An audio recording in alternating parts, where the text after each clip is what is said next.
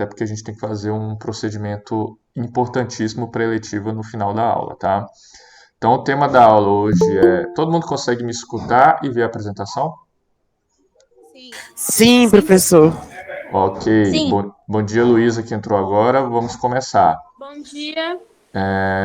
Então, o tema de hoje vai ser sobre doenças tropicais, tá? A gente vai falar de algumas, não de todas, beleza? Mas importante até para o seminário que vocês vão ter que apresentar para a gente. Então, Luiz, Clarice, os professores aqui da eletiva, vamos lá, animação. Então, o sumário, a gente vai ter uma pequena introdução, que vai ser um importante centro do debate aqui da nossa aula. A gente vai falar de algumas doenças, algumas a gente já citou, mas de forma mais breve, tipo a malária, tuberculose, tripanossoma e chagas, que são coisas distintas, a gente vai ver por quê. As filarioses, as esquistossomoses e as leishmanioses, oses da vida aí. E faltou dois tópicos aqui que vai ser tema de seminário, porque senão vai ficar muito longa, que são as doenças causadas via Aedes aegypti, que é um problema brasileiro, dengue, chikungunya, zika e febre amarela, e sobre ebola, né, que a gente teve um surto em 2015 perigosíssimo, foi alerta vermelho aí da Organização Mundial de Saúde. Esses dois vão ser temas de seminários. Senão vai ficar muito longo e a gente tem pouco tempo, infelizmente, tá? Então, vamos lá. Na introdução, que eu falo que é a parte principal, é que o termo doenças tropicais ou infecciosas ele decorre porque são doenças que têm caráter endêmico ou epidêmico em regiões tropicais ou subtropicais. Mais raro, mas existe também.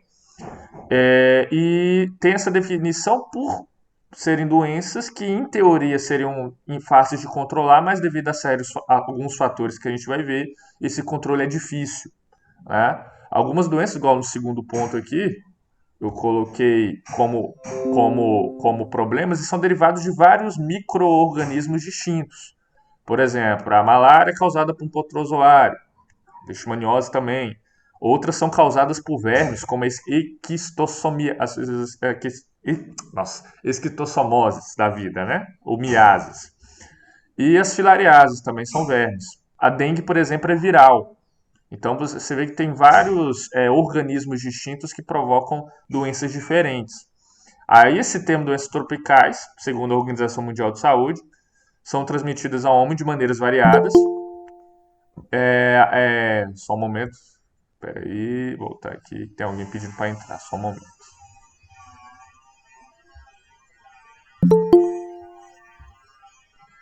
Bom dia, Cauane, e bom dia, Ana Clara. Sejam bem-vindas, tá? Continuando a apresentação. Eles consideram o barulho chato que é a obra do vizinho aqui. Então, segundo a OMS, são transmitidas ao homem de maneiras diferentes por um vetor. Normalmente tem um vetor, mas a gente vai ver, por exemplo, que a tuberculose não precisa de vetor, uma doença por bactéria. As esquistossomoses, por exemplo, não tem vetor, mas tem hospedeiros intermediários, como os caramujos, que na água liberam formas que infectam o homem. Né?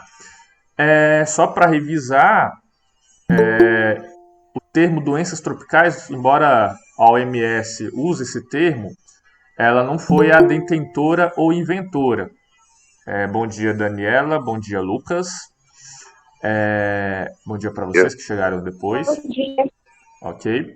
Então, esse termo, a OMS não foi detentora ou inventora. Na verdade, esse vocabulário já existia desde o final do século XVIII, do século XIX, devido ao colonialismo, às grandes navegações, ao imperialismo, né, das grandes nações europeias sobre o novo mundo, que era a América em si, as regiões tropicais da América, ali no velho mundo da África ou ali no sul da Ásia, onde, além da questão do mercado e tudo mais, os europeus, vamos dizer assim, descobriram algumas doenças que eram exóticas para eles.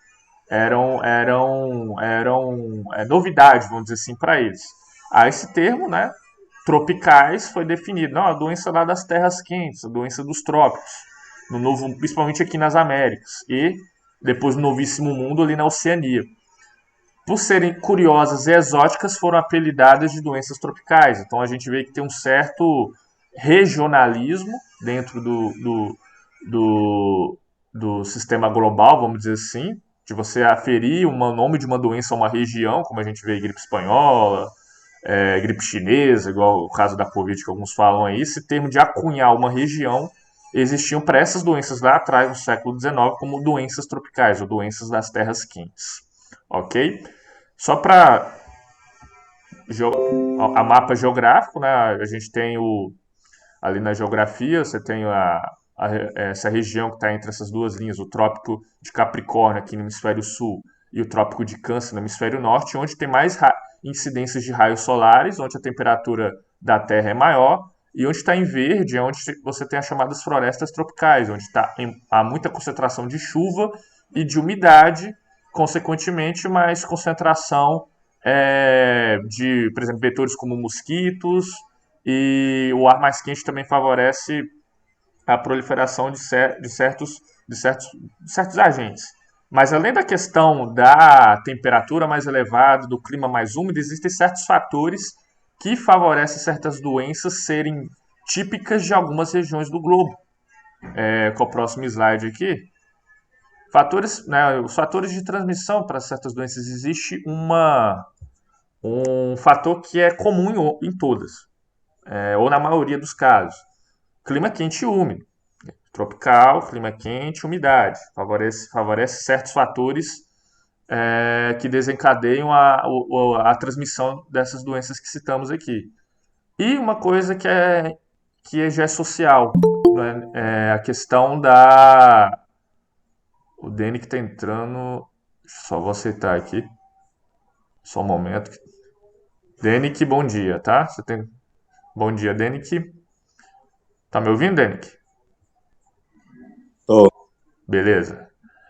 Então, alguns fatores, como a gente já viu, que é o clima quente e úmido da região tropical, de maneira geral, mas também tem uma coisa que é comum, são países de baixo desenvolvimento humano, onde algumas dessas doenças são endêmicas. Isso desencadeia por uma série de fatores. Por que o desenvolvimento humano? Porque o desenvolvimento humano, que é o IDH, que vocês vão ver lá, né, que o pessoal, né, um índice da ONU que mede a qualidade de vida de um determinado país, ele mede a questão, por exemplo, de acesso a saneamento básico, a saúde de qualidade com acesso a todos, índice de escolaridade também, econômico, questão de riqueza ou pobreza. Então, por serem países mais pobres e mais vulneráveis socialmente falando, e algumas dessas doenças a gente vai ver que uma questão simples de saneamento seria suficiente para evitar ali a transmissão.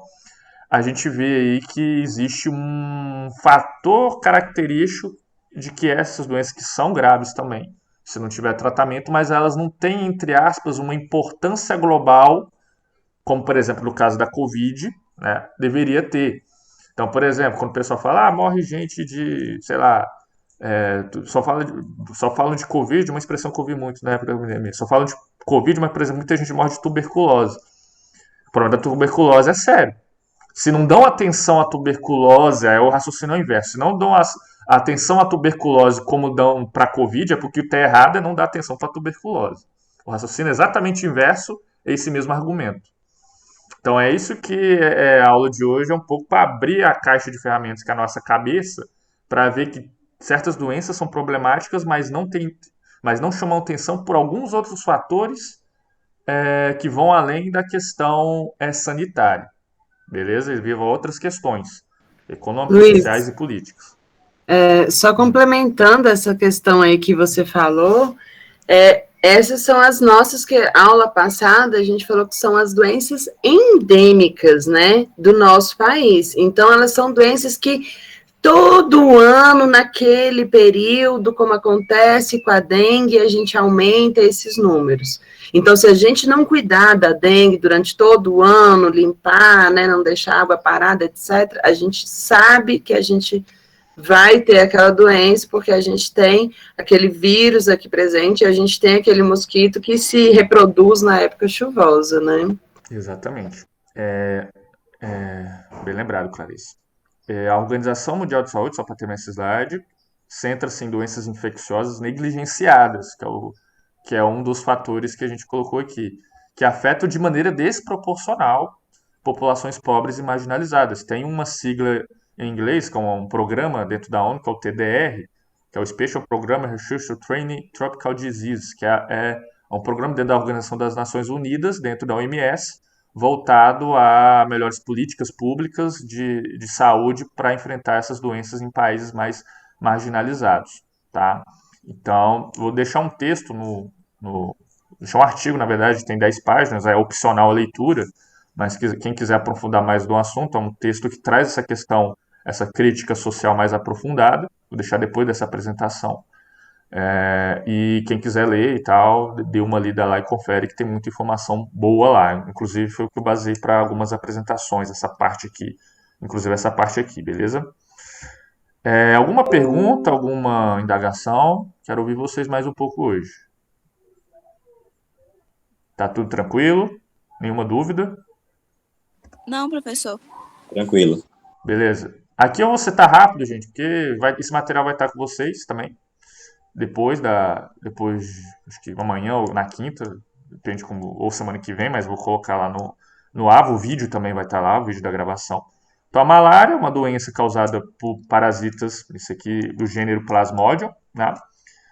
Protozoários. Esse protozoário chega a gente pela picada do mosquito, do gênero, cadê? Os anopheles, só que eu não estou enxergando aqui, deixa eu só voltar na apresentação. Anopheles infectados, e ele tem um ciclo dentro do corpo humano onde esses parasitas vão proliferar dentro das nossas hemácias, né? Aí ele tem um ciclo, porque aí o mosquito pica a pessoa que está infectada e leva esse plasmódio para outro ser humano que não está infectado, e assim o ciclo da doença fica pertinente. Os sintomas da malária incluem febre alta, calafrios, que pode durar de 3 ou mais dias, sudorese e dor de cabeça, podendo ocorrer também dor muscular e taquicardia. O tratamento da malária via eliminar o protozoário plasmódio da corrente sanguínea. Existem medicamentos, né, os antimaláricos, que devem ser ministrados 24 horas após o início da febre alta para prevenir as complicações. Deve ser administrado com base no quadro clínico e epidemiológico do paciente, né, com receita médica e tudo mais. Inclusive, um dos medicamentos que são antimaláricos, né, a cloroquina, a hidroxicloroquina, na verdade, né. Também tem o AZT, que é um outro medicamento que é usado para ter uma atividade antimalárica, e tem um outro que eu não lembro o nome agora. Mas são alguns medicamentos usados para essa doença. Então aí está aí o Anopheles, mosquitos do gênero dos Anopheles. Ele tem um nome popular, que se não me engano é mosquito cabeça de prego, se não me engano. Eu tinha dado uma lida por causa do formato do bico. E essa figura à esquerda é onde esse ponto mais escuro, isso aqui são hemácias, e esses pontos mais escuros, esses pontos mais escuros são esmácias com o protozoário dentro, se multiplicando, o que causa destruição. Inclusive, Clarice, você me corrige se eu estiver errado, deixa eu só voltar aqui. A malária é uma doença antiga, como a gente já viu um pouco na aula passada. Existem teorias, agora não sei se é teoria ou se é fato, que, por exemplo, o desenvolvimento da anemia falciforme em regiões que essa doença foi endêmica, principalmente na África, foi derivado de você ter um mecanismo, não vamos dizer assim como mecanismo, mas de você ter as pessoas que tinham anemia falciforme eram menos atacadas por malária por não ter a hemácia certinha. Então o protozoário não conseguia se reproduzir facilmente em pessoas que tinham anemia falciforme, porque a hemácia não estava prontinha, vamos dizer assim, para que esse protozoário se replicasse e continuasse o ciclo. Isso, a gente tem mesmo esse registro bem documentado, né, que quem tem anemia falciforme, né, não pega a malária, né. Exatamente. Oh, Pode falar, Ana Clara. onde é que teve o primeiro foco da malária? Foi na China? Bem, eu não sei se eu falei dela passada, não lembro, mas assim, a malária ela tem registro de em torno de 4.000 a 8.000 anos atrás. E as pessoas têm dúvidas, foi na Índia o primeiro relato, vamos dizer, relato, né, relatado. Você acha que foi malária? Se foi eu acho bem provável que foi na Índia, Mas é teoria. Índia, Indonésia, né? Que é a teoria mais aceita, vamos dizer assim. Beleza? Me ouviu, Ana Clara? E a Aham. forma de transmissão dela foi pela água ou foi Isso pelo é tratamento? pela picada do mosquito que contém o protozoário do gênero Plasmodium. É a principal Ah, foco. entendi. Então, por exemplo, para você diminuir malária, combate o mosquito, a reprodução do mosquito. Você tira o Professor, vetor. Tirando o vetor, você rompe a principal cadeia de transmissão do protozoário, que é via mosquito. Ele também tem um ciclo de reprodução dentro do mosquito, mas é muito detalhe técnico, eu não vou falar hoje aqui. Fala, Denick. esse mosquito aí é meio parecido com o mosquito da dengue, né, não? Ele é parecido, mas deixa eu só voltar aqui. É que o mosquito da É dengue, porque ele tem aquelas patinhas, isso, né, caso das bem patinhas. Mas tá características vendo que o corpo dele do... é mais claro, e amarelado, amarronzado? O mosquito da dengue é todo pretinho. Mas, né, eles são gêneros Isso, diferentes, né, gêneros eles não diferentes. são tão próximos assim, mas essa patinha listradinha, assim, lembra, né, o O Aedes Aedes. aegypti, isso. Boa, Ah, bem bom. colocado, Dente. Isso aí. Bora pro próximo. Tuberculose, que é a doença por bactéria, que eu comentei no começo da aula. Mycobacterium tuberculosis, mais conhecido como bacilo de Koch. E é transmitida através de gotículas respiratórias expelidas por pessoas. Seus sintomas incluem tosse e febre. Os fatores de risco de tuberculose. A gente toma uma vacina contra, me corrija, Clarice, a gente toma uma vacina contra a tuberculose quando a gente é Quando criança, pequeno, né? bebê, né? É uma sigla, né? Não sei se é o nome da vacina, eu não lembro agora. Podia ter colocado aqui, mas enfim. BCG. Eu não sei E se tá na tríplice ou na eu BCG acho que é mesmo. BCG. Eu acho Tem que é que BCG. dar uma olhada. Aham, beleza, dá uma É, olhada aí porque a pra tríplice gente. é viral, tá certo, com Isso, é viral, certeza. é tuberculose bactéria. Entre Quando os eu principais. renasci, Oi, Ana Clara? Ana Clara que falou? quando é recém-nascido, toma BCG. a BCG, a minha mãe tá falando. Problemas Isso, graves de tuberculose. Ela tá Isso, participando também, exatamente. escutando a aula. obrigado. Participação Exatamente. externa, muito bom. Entre os principais, assim, tem os fatores de risco, que são condições que diminuem a imunidade da pessoa, porque é uma bactéria que, como ela é um bacilo, ela tem uma resistência em certos aspectos, porém ela só consegue se reproduzir bem em ambientes onde são favoráveis a ela. Então, se uma pessoa tem uma baixa imunidade devido a algum fator, como eu mencionei no segundo parágrafo, tabagismo, diabetes, álcool, pessoas com imunidade baixa por AIDS, né, imunodeficiência adquirida, ou imunossuprimidas por tratamento de quimioterápicos contra câncer e tudo mais, são condições de vulnerabilidade para essa bactéria se procriar. De acordo com a OMS, dados que eu achei interessante trazer aqui, foram registrados 10 milhões de casos em 2019, são os dados mais atualizados que eu achei. Sendo que dessas 10 milhões registrados, aproximadamente 1 milhão e pouco morreram. A tuberculose é mais comum em homens de 20 aos 49 anos. Além disso, existem populações mais vulneráveis à enfermidade, a exemplo de indígenas e pessoas em situações de rua ou privadas de liberdade. Beleza? Luiz, só antes de você passar esse slide aí Aham. da tuberculose e pegar o gancho ali que eu falei, não sei se é a tríplice, aí na hora eu lembrei, tríplice viral, né, que é o nome da... Isso. Então, gente, qual que é a importância da gente ficar sabendo o que uma vacina é gripe, o que é vírus, o que é protozoário, o que é bactéria, porque isso, primeiro, que vai nos dar várias informações, né, por exemplo, numa prova, se eu olho, igual o Luiz falou, a tuberculose é conhecida como bacilo de Koch. Eu sei que bacilo é uma descrição de uma bactéria. Então, por isso que é importante vocês saberem que vocês começam a... E toda a questão, assim, por exemplo, viral, geralmente, o tratamento vai ser vacina, as bacterianas, geralmente, vai ser antibiótico. Aí, eu saber a diferença de um protozoário, de um verme, né? E o que é verme? Eu estou falando de nematóide, eu estou falando de plateuminto, para eu conseguir saber e até imaginar qual seria o tratamento para isso. Né? Geralmente, esses outros, eu não vou ter vacinas, mas eu vou ter medicamentos. Tá? Então, eu saber o que é um vírus, o que é uma bactéria, o que é um protozoário e os vermes, né, e diferenciar esses vermes, é importante para a gente entender todo esse processo dos ciclos, né, que é o que a gente vai ver na aula que vem, né, então... Beleza. Pessoal, se tiver alguma dúvida, é só falar, tá? Só perguntar. Agora, as tripanossomoses. Tem duas principais que eu queria trazer para vocês. É provocado por só passar aqui. Ah, não, esse aqui já é o Cruz. Por protozoário, se eu não me engano, protozoário. Do gênero Trypanosome. Trypanosoma, não sei se é Trypanosoma mesmo o nome. E Tripanossoma. isso. Aí tem algumas espécies desse gênero que provocam doenças distintas. Não só essas duas que eu estou trazendo aqui, que eu achei as duas mais curiosas.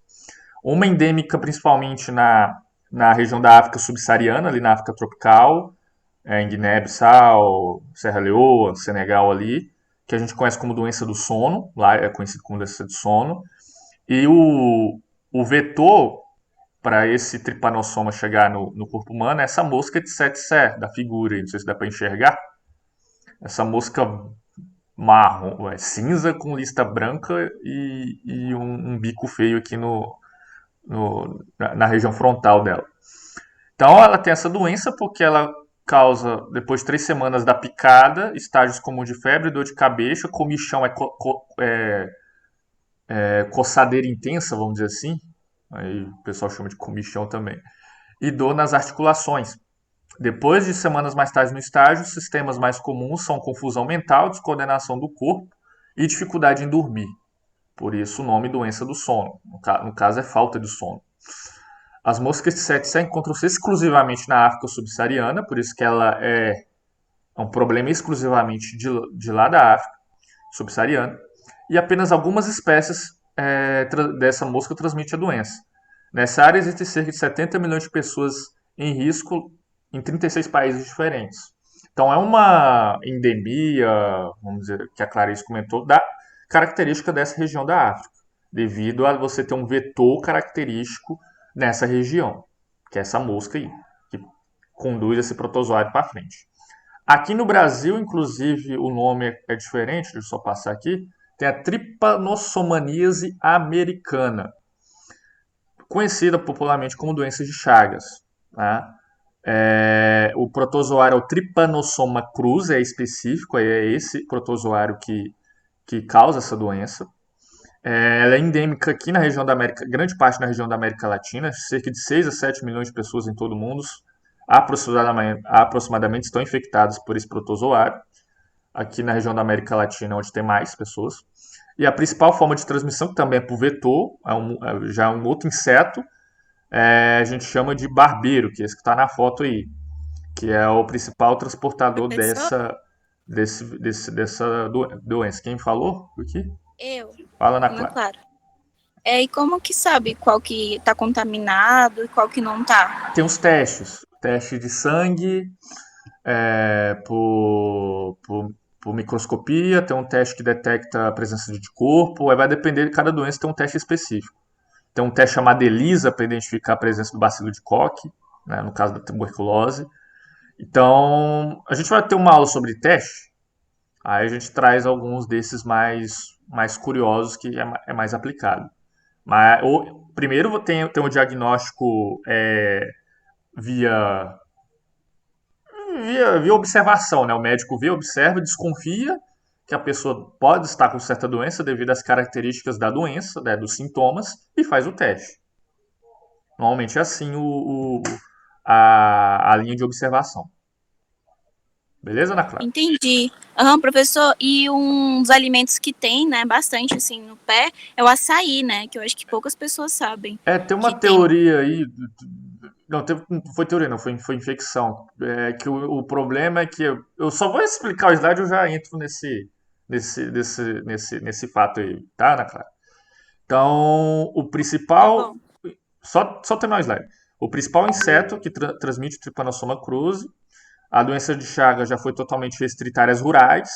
mas devido à urbanização e principalmente a construções não de alvenaria comprometida, onde você tem casas construídas com madeiras e não é de alvenaria, onde o barbeiro gosta, né, que ele gosta muito de madeira, por exemplo. Você tem uma transmissão por esse inseto, onde tem proliferação desse inseto, a situação é pior, então ele veio para a cidade. Então a doença de Chagas tem cura se o tratamento for iniciado após a infecção. Assim, de maneira bem geral, bem específica, ela tem esse nome porque os protozoários se replicam muito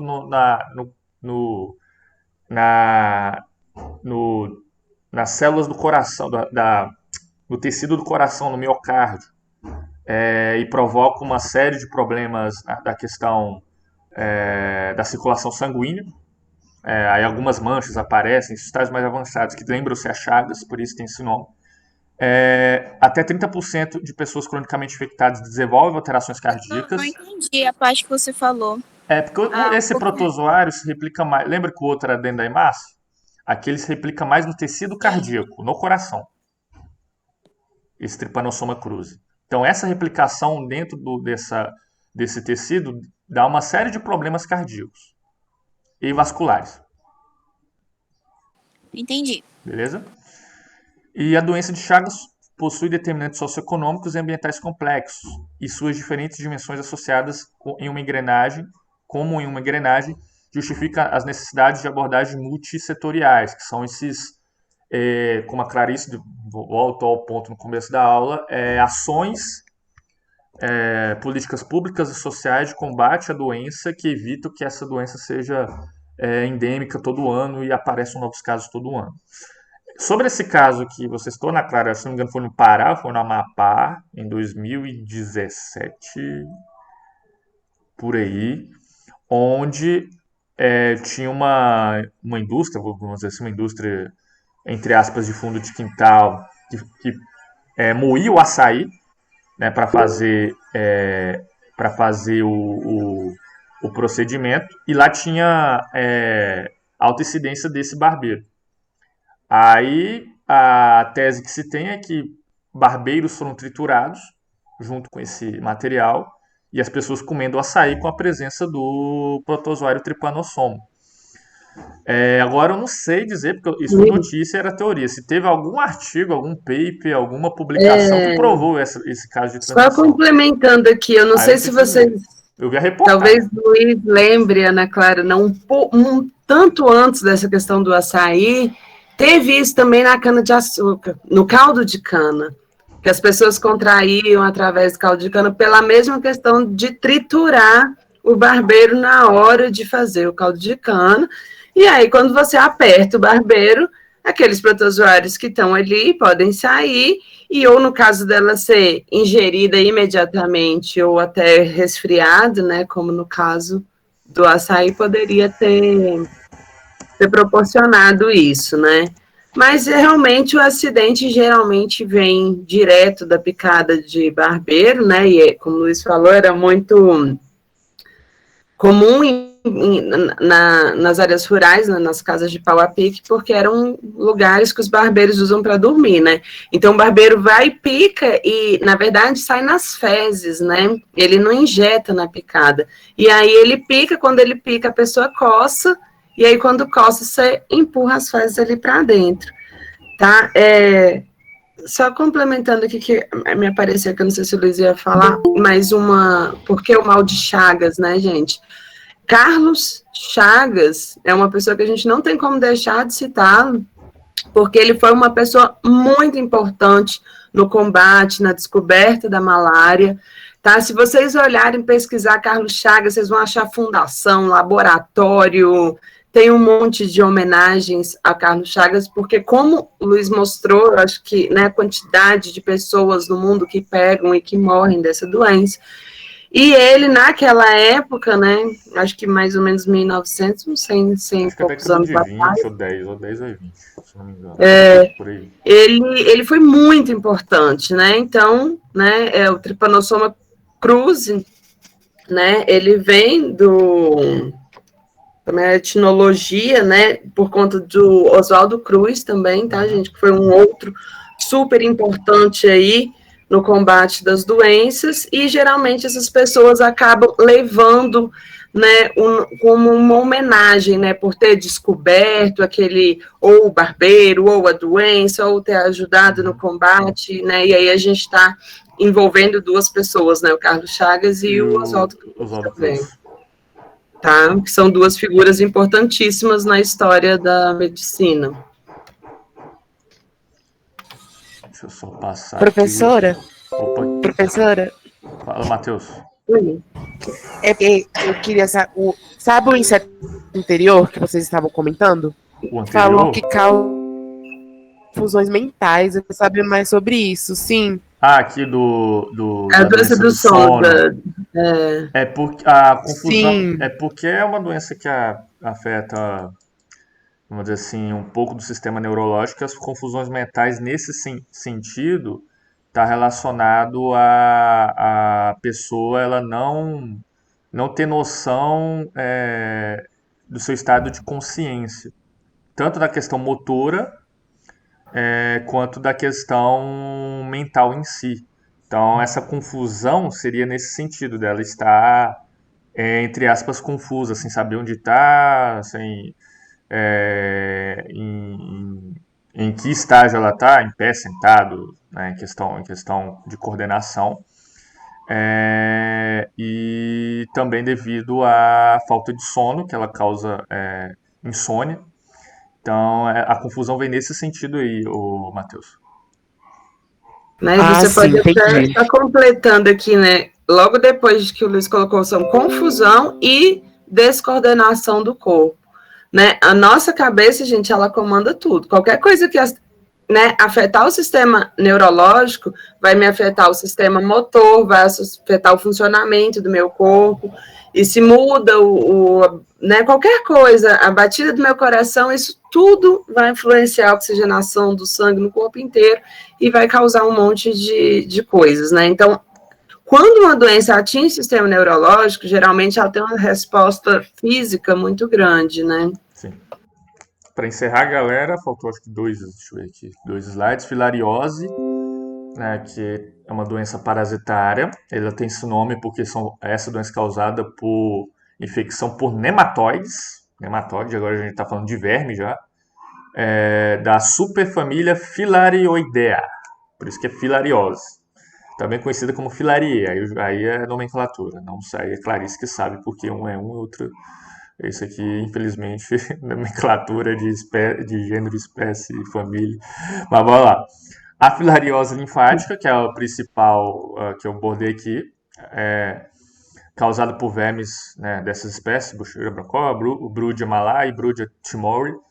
Eles vão atacar o sistema linfático, incluindo os glândulos linfáticos, causando linfedema, né, que é a inflamação desses glândulos linfáticos, e problemas crônicos, o inchaço desses glândulos, provocando uma doença que a gente conhece como elefantíase. As larvas desses vermes são transmitidas por picadas do mosquitos Culex, Mansonia, ou até da classe do gênero Aedes. E o Anopheles também, o Aedes aegypti da dengue e o Anopheles da malária, só que em menores casos. Né? Depende da reprodução das larvas no intestino desses mosquitos. Depois da corrente sanguínea, essas larvas em contato com a corrente sanguínea, elas dirigem para os vasos linfáticos, onde se maturam nas formas adultas, e cerca de 8 meses da infecção inicial, começam a produzir as microfilárias, que seriam, entre aspas, os filhinhos dos vermes, que aparecem no sangue e vai para todo o corpo. Então, é uma doença de ciclo longo, em que, se não tiver um tratamento, pode ser grave e provocar a morte. Então, essa figura aí é uma pessoa com elefantíase, né, que é uma dos estágios, uma das expressões da filariose. Em 2004, afetava em torno de 120 milhões de pessoas em todo o mundo. Aqui no Brasil, a região norte e nordeste tinham pessoas mais afetadas por essa doença. E, pelo relato histórico mais recente, nas décadas de 50 e 60, Com a urbanização e combate aos vetores, aos mosquitos, o número de casos tem decaído cerca de 3/4 a cada década. Por exemplo, se tinham 100 casos na década de 90, um exemplo.